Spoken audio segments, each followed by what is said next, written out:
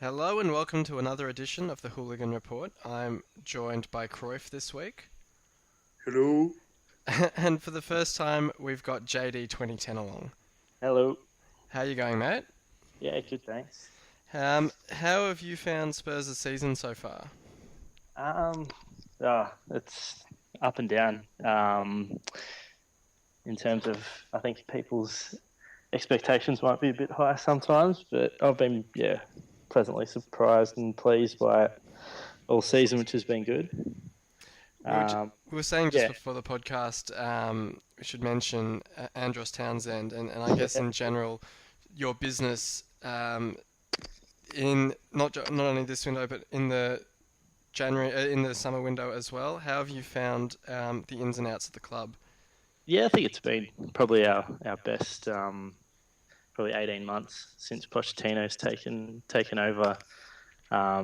There's no quick fixes like your soldados anymore. So if we don't get the right target, we'll just go without and back the youth, which is different for a Premier League team. But as you know, Levy can get a good price for a dud. So very happy with that transfer for Townsend. I think he'll be very good though for Newcastle. So yeah, nothing to worry about for the Newcastle fans. I think he'll hit the ground running and be a big success for them. And of course, we have to mention the Gerrard slash Lampard in waiting in Dele Alli, and what a tremendous first season he's had for Spurs. And in all seriousness, and we will touch on your game pretty soon, but his goal against Palace was something else, and he looks to be a very special young player. Yeah, that was in my time probably the best goal I've seen one of our players score. Yeah, it was just something else. It was. And that's saying a lot because Bale scored a fair few crackers in his time as well. Yeah, his were quite similar though. They were getting onto the left and powering it home, but that was just skill, just out of this world, really. And then about 5 minutes later, he carved them up again, nuts the defender and hit the bar. It was scary stuff. Who knows what he could be? Absolutely. So we might talk about your game first, then, since we're already on the topic. And you managed a 3-1 win against Palace, in the process scoring their first goal in quite a few games with Vertonghen, I think, Yeah. getting that in the back of the net. How seriously are you taking your top four chances? It's looking likely, but mainly because of the other teams kind of stuffing up, more so than anything. I don't think we're as good a team as our at the top four finishes, but in saying that, Liverpool sacked a manager, Man United's got Van Gaal and he's terrible, and Chelsea's almost just trying to survive really. So it's kind of just being there is why we're such a good chance. But yeah, there's just constant improvement from the team, which is good. That's all you can really ask, I think, of Pochettino and such a young team. And yeah, that was the sort of game we would have lost every other season I've supported Tottenham, really. An own goal was their only shot in the first half. We dominated play and we're 1-0 down. That's typical Tottenham, really. 2-0 loss after that. But yeah, blew them off the park in the second half. Cruyff, how do you see Spurs' chances of making top four? I know as an Arsenal supporter they're probably the bitter rival, but they're Well, looking certainly quite good this season. you say bitter rival, but let's not forget that I was the one that initially mentioned the Ali and Yes, yeah, Gerrard I know. comparison, and I think it doesn't matter what player a club plays for. If they've got talent, I think it should be identified. And just on Spurs, I think they're almost a lock for top four. Really, I can't see them not making it, bar a tremendous collapse of epic proportions. But I think 95% or above, they'll finish top four. Well, certainly when their biggest challenger for the top four seems to be United, and they can barely score a goal to save their life. It would be quite an achievement for Spurs to stuff it up from here, but who knows? Stranger things have happened. And one of the stranger games of the season really was Liverpool triumphing 5-4 against Norwich. And I don't know if either of you guys caught the match. I only saw the highlights because I actually took a nap before the 2 a.m. games, but certainly a surprising scoreline to wake up to. How did you guys see that one? They're both rubbish. You can't score 9 goals in a game and claim you're a good side unless you're winning 9-0. If you're letting in 4 or 5 goals respectively, many questions need to be asked of your defense and how they defend. If it's absolutely ridiculous. Yeah, there wasn't too much beast mode defending from Southampton. That's Liverpool really. It was amazing that Norwich were up 3-1 at one point as well, and that, I mean, credit does have to go to Liverpool, I suppose, in fighting back and winning that game, because under Rodgers perhaps they would have slipped to a defeat in that one. But as you're saying, Crow, four goals in the game is not a great performance. Definitely not. I mean, it's and the way they were scored as well. I think it's Norwich should really take a good hard look at themselves. And I guess that's why the position that they're in, if they're 3-1 up and then losing 5-4 after scoring in injury time to, equalise and then to lose again in injury time, it's disgraceful, really. And Leicester got back to winning ways with a 3-0 win over Stoke. We've had Bojan's thoughts, we've had Cruyff's thoughts, so I do want to get your thoughts, JD, on how legitimate a title challenge Leicester can put up. Spurs have now played them, 4 times this season, so you've probably had as good a look at them as anyone. How do you see their credentials? Yeah, they just don't look like they're going anywhere, really. I can see it going all the way through now. Top 2, top 3 looks very likely. It's not just them picking off fluky results. Like, that was a very good win against a pretty decent team. So I can't see them dropping off at all. The 4 games I think against us, maybe 5, we split them, and they were probably one of the few teams we've drawn with that actually outplayed us in the draws. So I think they'll be right up there. Cruyff, one thing I noticed was actually that Leicester have outscored Arsenal, I believe.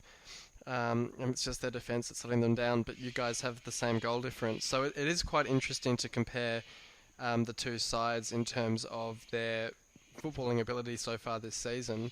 But how did you see this win against Stoke? I think we might have lost Cruyff there. Well, we'll move on then and chat about United's perhaps shocking, perhaps not so shocking defeat to Southampton, and it was the new boy Charlie Austin who got the goal. So first of all, how significant is it that they were able to add Charlie Austin to that squad? And it was pretty much out of the blue, really, because no one had really heard any news about it until the transfers seemed to go through, and then obviously scoring on his debut. Yeah, they seem to know what they're doing there. I think there's been talks that Pele might be off back to Italy for some decent money. So rather than being, I think, picked off like they were by Liverpool and then buying some cheaper talents, they've got in there first with this one. And he's a Premier League quality striker. I was crying out for us to get him on a short-term sort of contract. He'll get 10, 15 goals a year wherever he plays, really. And as for United, no goals again in the first half. It's just same old, really. It's a shame we couldn't get Bojan on to have a bit of a melt. But yeah, what are your thoughts on that game, Cruyff? I think I've only seen the goal, but I mean, it's United really. It was a terrible game. Different? What's different about it? I mean, they don't score. They're dour. They're boring. They're struggling to get forward. They're losing. It's typical of this season for them. It's not. And the longer Van Gaal stays there, the better. It's not just the way they play. They bring out the worst in everybody. They're like a menace to society. That Southampton side can play good football, and they played just as poorly as United. I don't know what they're trying to do there, really, if they are trying to put everyone to sleep, because it's terrible matches, one after each other. It was good to see Watford returning to winning ways against Newcastle with a 2-1 win, and not only getting back on the winners' trail, but Igalo back amongst the scorers, which was good to see. We mentioned last time on the podcast that it was actually starting to look a bit dangerous for Watford, because they were only 8 points clear of Newcastle. So if Newcastle had won that game, it would have cut the gap significantly. But Watford now moved to 32 points. And would you guys say that they're probably safe for the season now? Yeah, I think the way they've gone about it as well has been pleasing to watch. I mean that they've struggled here and there, but at the same time they're scoring goals. Dini and Igalo are doing well, and JD's a big fan of Nyom, who's done all right at right fullback. So it's good to see that they're not as dour as some other promoted sides have been in the past. It's funny you say that because Niam reminds me of a certain beastly defender at Liverpool with the way he runs and his sort Yeah. of his build. Until- So why are you a big fan of his? Not that he's a bad player. I'm just curious. He just keeps it simple. He doesn't try and outdo himself like a lot of fullbacks tend to. Yeah, the wingers hardly get a look in really when they play against him. He's just a quick centre back really in build. Just plays the simple passes to Kapua, and yeah, I don't see him getting skinned all that often. So, or playing himself into trouble. He does have a goalkeeper behind him who can, stuff anything up. So he does need to be switched on, and he always seems to be when I've watched them. He's been one of the standouts, probably a bit less than the front two, and probably even Kapua. But yeah, I think the fullbacks for a newly promoted side do have to be, a bit wary of, they've stepped up now to the top league in the world. They can't be, everyone's that joke is that fullbacks are either failed centre backs or failed wingers. I think they got to know their role, and he seems to know it and play it pretty well. And you've mentioned them both there, but Gomez and Kapua are both ex-Spurs players, so I imagine that you've kept a bit of an eye on them. How do you see them going at Watford? And obviously it's a bit similar to Huddleston and Livermore leaving you for recently promoted Hull. So do you see any similarities there, or how have you seen them going for Watford? Yeah, Kapua is probably the most talented of the lot you mentioned there. He's good enough to be playing Premier League week in, week out. He just didn't suit Pochettino's high intensity pressing sort of style, and it was just that's what happens when you constantly sack your managers. You've got guys that are bought for other managers, so yeah, he'll be good for them. And Gomez will, he'll make you pull your hair out when he's your goalkeeper, but he's always good fun to watch. And they've just signed Pantilimon, I believe. Yeah, he'll just be back up. He's pretty ordinary. I was having a bit of a discussion about him on, I think, one of the threads, and he was. I don't think he's probably in the bottom 2 or 3 starting goalkeepers. So yeah, he won't push Gomez for that spot, I don't think. One of the upsets of the round was Swansea getting up over Everton, and hopefully a start of an upturn for Swansea, because I think everyone quite likes having them in the league.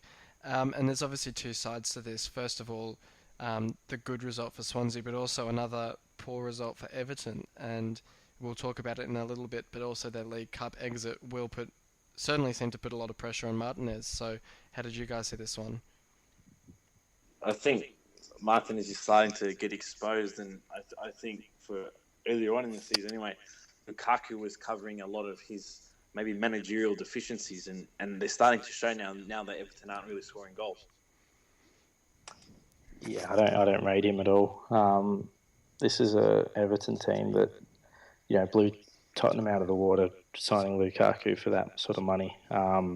They got Barkley, they got Stones, they got Morales. Like this team's had money spent on it since he's come in, and they finished 11th, 12th last season.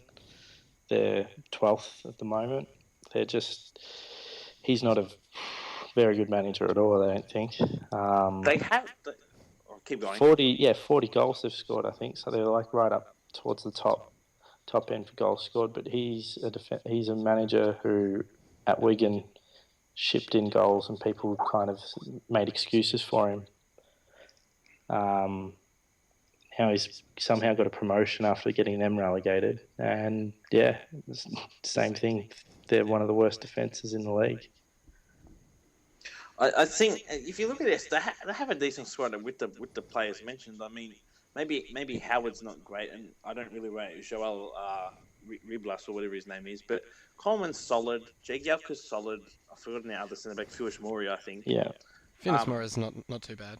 I think Baines can still do a job. He's obviously quality when he's not injured. And they've got Deulofeu, Barkley, Lukaku, Morales, McCarthy, Barry. I mean, they don't have a weak squad, and they should be doing a lot better than what they are currently. And we can see that when Deulofeu, Barkley, and Lukaku start to fire, they're capable of brilliant things. But it seems Martinez can't actually get them to do that often. the problem is he can't get a team to defend it all. A team with Barry, Jagielka, Stones, they shouldn't be shipping in goals, and that just seems to be, they find a way of conceding at any minute, 98th minute, whatever. Like, they can find a way to throw away points. I think they've probably got the most draws. I haven't seen the table, but I'm pretty sure they would. If you can throw away leads like that you're going to be punished. They really should be top 6. And in fact, it's a great call because they do have 11 draws for the season, which is more than any other club, which is certainly very damning on Martinez. And then obviously on the other side of the coin, good news for Swansea perhaps. How do you guys see them fighting for survival? Well, it's surprising that... Oh, you go. No, I was just going to say, I don't think they should be struggling as much as they are. That squad's another one that, shouldn't be in that bottom 6. I think it's surprising after they've sacked Monk that they've actually turned things around, because I remember on the ball, a lot of people were against the sacking of Monk, but it seems it's starting to pay dividends because they're slowly starting to rise and actually play football again and get out of the relegation zone and whatnot. So hopefully we see that continue for them. And the last game for the round, we saw another side slowly start to climb away from the relegation zone with Chelsea getting a 1-0 win over Arsenal. You've got to be a bit concerned though, Cruyff, that it does seem time and time again that Chelsea does have your measure. And I know you said on the board they are a good side, but the way they've been playing, I mean, sides have been able to dismantle them. Before Hiddink came in, fair enough that he's got them playing a lot better. But you'd certainly want to be, if you're challenging for the title, you'd want to be putting in a better performance than you did. I think the whole Mourinho thing with Chelsea over the last 10 or 11 years, whatever it was, has scarred Wenger, and I think it's mentally affecting him. And especially at home, we should be beating Chelsea with the season they've had in all due respect. But it seems we just can't get over the line against them, and it's a guaranteed loss of 6 points each season, really. What did you guys make of the Giroud sub after the red card? That was, so here you go. I would have taken off a winger personally. Yeah. I don't know how you bring off your main striker. I would have left Giroud up top to hold up the ball and sacrifice the man in midfield and maybe play with through the fullbacks a lot, but I would not have taken off Giroud. Unless, I guess the other side of the coin is that Wenger's looking at, we'll put Walcott up front, he can run in behind the defence with his speed and whatnot, but it's not something I would have done. Yeah, it's like he's haunted by the ghost of Mourinho. That was really strange. You got at home against a side that's about 13th or 14th. All right, you've gone down to 10 men, but you're asking for trouble, really. You're asking for a set-piece goal to go against you, then you've got no recognised striker. It's all well and good having the midget strike force that Arsenal can play with sometimes, but Chelsea are just going to get numbers behind the ball, and the little guys can't get through. So, I think he's definitely thrown away points there. I'm hoping it continues, and it's been a long while since he's actually been able to pull off success over 38 games. So I'm just hoping he's forgotten how to do it. Well, they're only 2 points ahead of you now, so this is probably your best chance to finish above them. We'll still see a St. Totteringham's Day, though. Yeah, if that's for second and third, that's fine by me. What if it's for first and second? Oh. Yeah, I don't think so. I just can't see either of us being in those spots. So if you can't see yourself, we should mention as a last game of discussion, Man City's draw with West Ham, again failing on their travels, but also West Ham again showing the goods against one of the bigger clubs. Um, Everyone's stumbling, and it doesn't seem like anyone's keen on winning that title except for Leicester. Um, who's the main contenders for the title? Is it really Man City and Leicester? If what you're saying, JD, that Arsenal can't maintain it. I I'm not saying they can't. I just doesn't want them probably to. have I have City just as favourites, just because they've done it, recently. But yeah, Arsenal's definitely still second favourites. You got to look at City though, and obviously Kiz often complains about it. The way Pellegrini lines them up, it's like he wants them to lose. He'll play a four-man midfield with Yaya and Fernandinho, which will leave Fernandinho the only man back in midfield, and it leaves them susceptible to a weak defence. And you think if he keeps doing that, can City actually win the title? Because they obviously have the quality. I mean, if you look at attacking prowess, but when you make tactical decisions like that, you've got to start questioning it. If Company can play, 8 to 10 more games for the rest of the season, they'll be fine. But yeah, they've bought some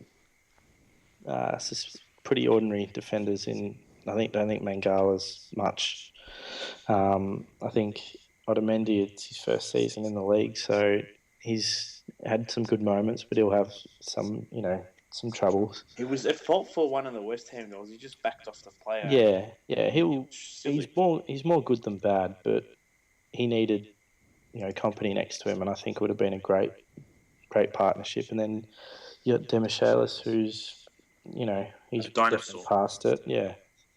So that defense is their weakness, but there's just so much quality in that team that they'll win games and still concede. So yeah, I still see them doing it. I think one thing with Arsenal they have on their side is you tend to finish season strong. Yeah, that's true. But I think in the big games like the Man City versus Arsenal, the Man City versus Tottenham, they're gonna blow both the North London sides off the park. So that's big advantages for them when they get the results against us. Arsenal is good at bashing up the weaker sides, and so they'll get those points back. But when it comes down to it, if the 6 point a game between Arsenal and City determines it, I think City will win it.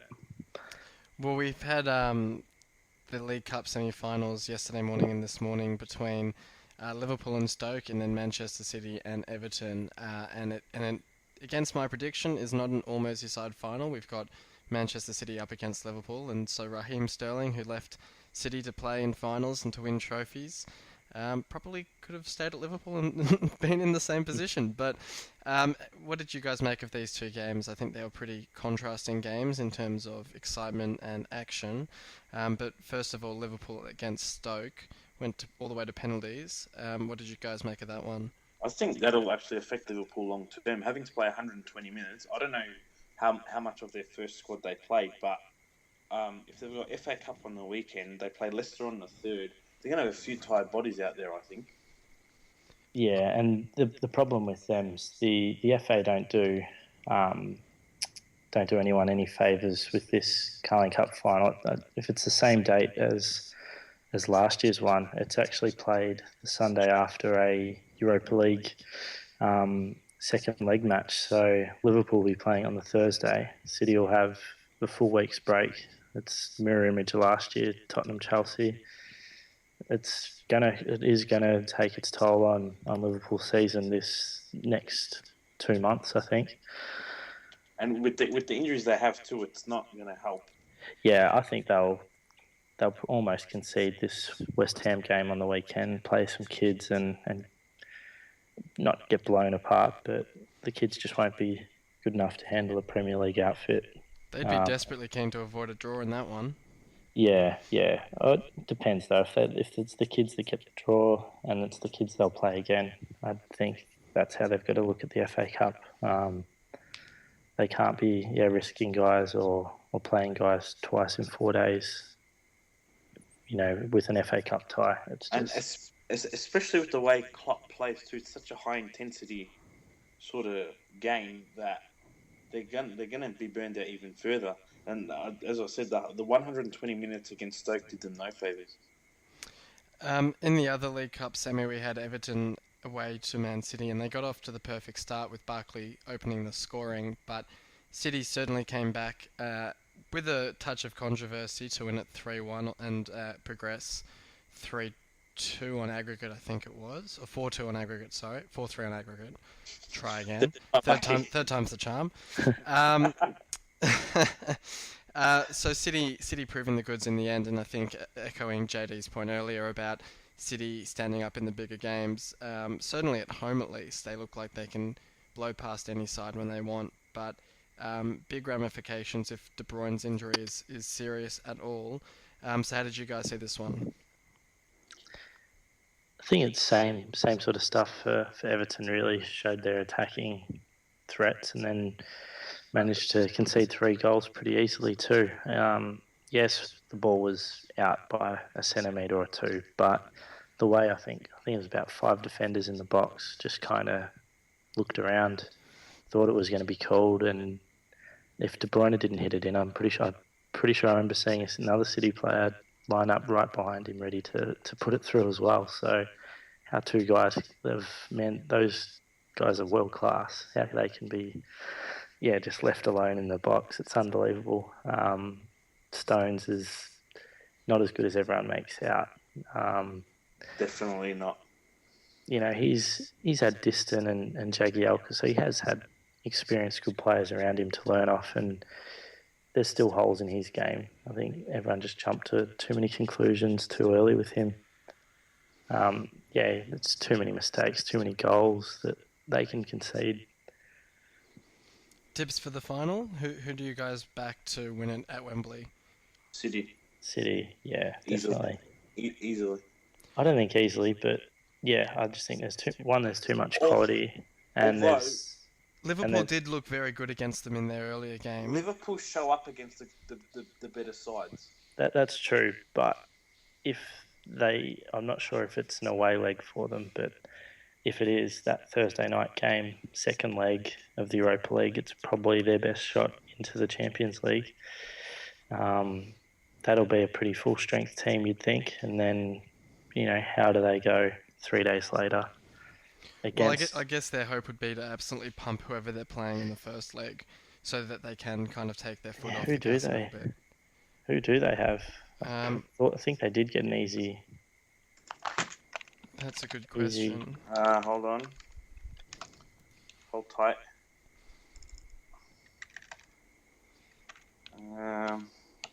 They're playing someone in Germany. That's an easy tie. But so that's the first leg is away, the second one is at home. So that's not too bad then. That's not too bad for them. So if they get a decent away win, they can play some kids. But that might not be that straightforward, though. I'm pretty sure when the draw was made, that side was close to relegation zone in the Bundesliga. I don't know about now, but they do have an easier draw than what we had last year. But I still think City... and even in terms of travel, only travelling to Germany isn't too bad. It's not as if it's Russia or something like that. It'd still be better to have an 8-day break. Yeah. Well, if what JD says is correct, the Cullen Cup final will be on the 28th, and Liverpool play on the 25th. So European time. You'd think with all the money in the game and all the success and need for success for these clubs, you would think more pressure would be put on the FA to do something about this scheduling. And just for the record, Augsburg are 13th in the Bundesliga out of 18 teams. Yeah. So I think that'll be another that'll be a real good example of how those mid to low range, German sides go. Like Liverpool away or over 2 legs against, say, an Everton or a West Brom, who are probably around those spots, would maybe be lucky to get 2 wins. Yeah. But I can see them blowing this team out of the water. And in more cup action, we've got the FA Cup fourth round this weekend, and we've got a few interesting ties in that one. Only a couple of all Premier League ties though. We've got Aston Villa at home to Man City, Palace at home to Stoke, and Liverpool at home to West Ham. And we've already touched on the fact that Liverpool may well rest a lot of their players against West Ham. Um, which of those stands out the most as all Premier League ties, or do any of them? Not a maybe Palace Stoke. I think they're two sides now that can give this cup a real run. Stoke just missed out on the last cup final on penalties, so yeah, they're both safe. They're both probably just not good enough to maybe get Europa League. So this is their big thing probably now. And they're both good enough to go all the way to the final, really. They've both got some real quality players. On the Saturday morning, actually, so that'll be a nice start to the day. We've got Derby at home to Man United. And this is a game that could actually be quite interesting because Derby, whilst not flying at the moment in the Championship, they've had a bit of struggles. They're a lot more free scoring than United, and of course United got knocked out of the League Cup by Middlesbrough, didn't they? So that wouldn't be unheard of if Derby were able to snatch the win there. Well, being at Derby too makes things more interesting. Absolutely. So that could be one of the cup sets waiting to happen. Another one, we've got Arsenal at home to Burnley, and Burnley themselves are absolutely on fire at the moment. I think they've won, I don't know how many it is, but they've certainly on a very long undefeated streak, and they've scored something like 16 goals in their last 4 home games. Obviously, this being an away game might not have the same scoring ability, but they certainly. It'll depend on whether they take the cup seriously or focus on promotion, I think. But that could be a very interesting game. Because from memory, didn't they play quite well against you last season, Cruyff? My memory deserts me, so I can't answer your question. But I've heard that Getting the FA Cup actually want to rename the name of the cup to the Arsenal Cup after they've gone back to back. Wouldn't surprise me, really. They've seemed to manage, I think, 10 home draws in a home ties in a row. So if they are running the cup, it wouldn't surprise me. Well, it's already the Emirates Cup, who are your sponsors as well, so it wouldn't surprise me if there was a bit of Arsenal hand in the draw. Too right. Speaking of easy draws, Chelsea away to MK Dons, as Cookson pointed out before the third round, I think. Chelsea always seem to somehow manage to get a lower league side in this cup. So what do you make of their chances? Yeah, it should be an easy win for MK Dons. They did beat United last year, and they are responsible for Dele Alli. So who knows what else? I think they're struggling though in the Championship. Yeah, they're kind of lower mid-table at the moment. Yeah, so I think Chelsea will put a lot of focus on the cups. They won't get relegated, so they've got nothing to lose really. They'll go right after it. Colchester are at home to Tottenham as the early game of the Saturday night. You'd presumably back yourself to win in that one and hopefully go on a bit of a cup run, or are you not as fussed about a cup run? I'd hope we'd rotate quite a bit. But Pochettino doesn't seem to like to experiment too much. Now got Vertonghen out, so Wimmer will be playing quite a lot and Alderweireld, but I hope to see a few of the youth guys maybe get a start in this one. There's quite a lot of highly talked about guys, more so than Harry Kane was at that age, so it'll be exciting to see a few of them start maybe. We've also got an interesting South Coast derby between Portsmouth and Bournemouth, and it's interesting because if you'd said 5 years ago that we'd be having a fourth round FA Cup match between Portsmouth and Bournemouth with one side in the Premier League and one side in League Two, I think you'd probably switch the sides.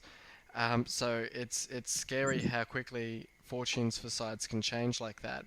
But Portsmouth are no slouches in the cup. They knocked off Ipswich last round, and Ipswich are travelling quite well in the Championship. So could be one to keep an eye on, especially as it's a derby. Yeah, look, they were hosting the likes of AC Milan, weren't they? yeah, that's a sad fall from grace. But at least they've managed not to drop completely out of the Football League, and that should be a fun tie to watch the highlights for. The crowd will be rocking down there, I imagine. Oh, it must be. The Portsmouth. It's a big treat for the Portsmouth fans. Should certainly have penciled this in because they wouldn't get many games like this anymore. With their local rivals being Southampton and Bournemouth, who are both obviously travelling a lot better than them at the moment. Yeah, that's true. And hopefully for their sake, they do get up and can push on for a couple more rounds and get a couple of the big sides down there.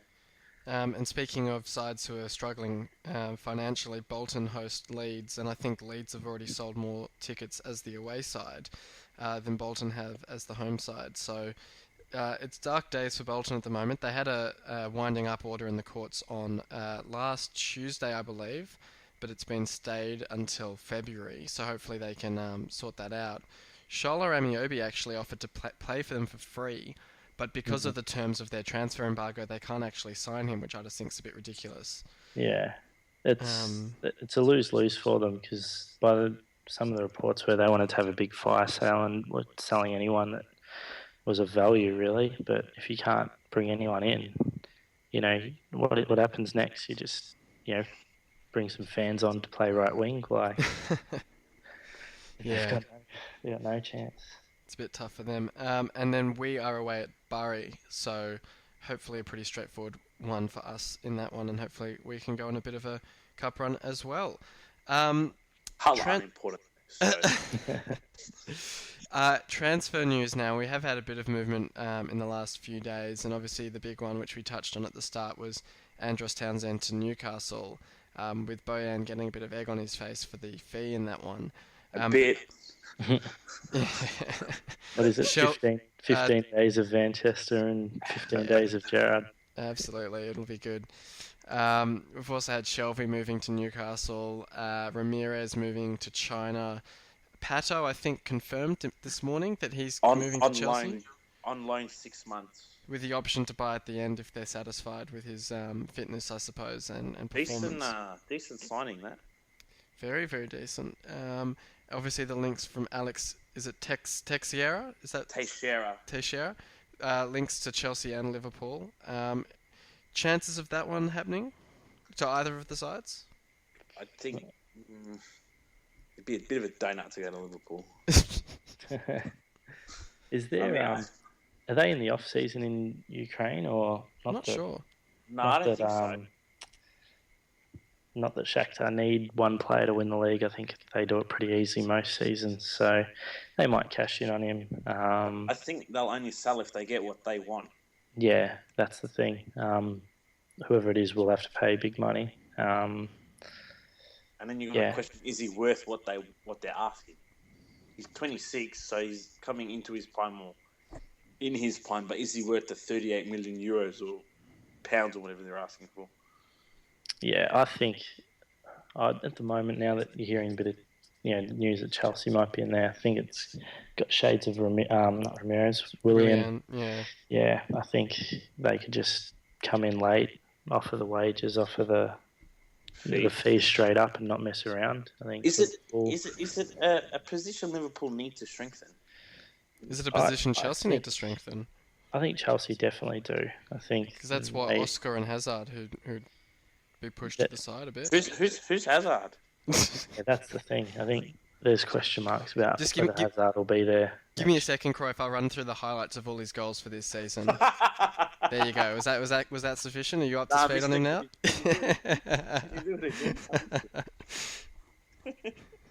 No, it's as JD said, there are question marks over Hazard now, whether he'll hang around or not. But yeah, but then you think Chelsea will strengthen with a stronger player than Teixeira, in all due respect. Yeah, yes and no. I think with Willian being the best player this season, I think it shows the strength of that league. But the Liverpool guys on the board seem to think he's a bit more of a goal-scoring player and a forward. So maybe it is someone that Liverpool needs, since they've only got 7, 8, 9 strikers on the books. Why not get another one? Were there any other rumours that you guys wanted to cover off? Yeah, we've been linked with the under 12 Turkish captain and the under 8 Macedonian centre back. So hopefully those news come to fruition, and we could see him in 2030 lining up. Wouldn't have thought they play beautiful enough football for Wenger. Those two nations. Berahino, any chances of that move being revived by Spurs? No, it all depends on the West Brom chairman now. I think we've dropped it down to 18 mil that we're willing to go to, which I think is a bit more of a fairer valuation. He's done nothing, and Pulis doesn't want him. So why would you bid again 25 mil? His contract's 18 months to go. So yeah, I hope so, but I'm not holding my breath. And I've still got my fingers crossed that we can get Bamford across the line. It seems every day it's a different club who's favourites to land him. Our odds got slashed quite drastically the last few days, but surely he's good enough to be loaned somewhere in the Premier League. Like Palace was a little bit above him, but well, it's interesting. I mean, so Palace have now got Adebayor in, Leicester after Remy, I believe Swansea are after Gale. Norwich have now landed Naismith. So all the clubs that have been linked to him in the Premier League, or in Palace's case, who had him, have all kind of looked elsewhere. And even Bournemouth got that, was it a phobia? So yeah, most sides do. It'll certainly be interesting.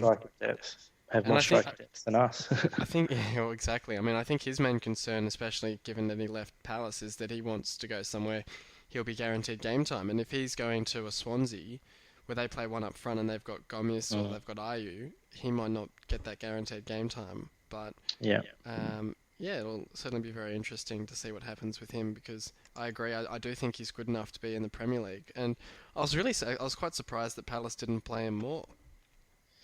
Yeah, it's not like their strikers are that great. Wickham does a job, but he's not a goal scorer. And Campbell and Gale are pretty dross. So yeah, I don't know how he didn't get more time. Absolutely. Any closing thoughts from you guys? I don't know. No, it got me beat as well. bit lost for words, I guess, for the first time. For the first time, yeah, absolutely. Well, thanks very much for coming on, boys. Especially thanks to you, JD, for your first appearance. No problem. Great. The Dutch, bro. Great to have you on, and thank you everyone for listening in. Until next time, I hope your side wins if you're playing this weekend in the FA Cup. And until next time, we'll see you on the forums.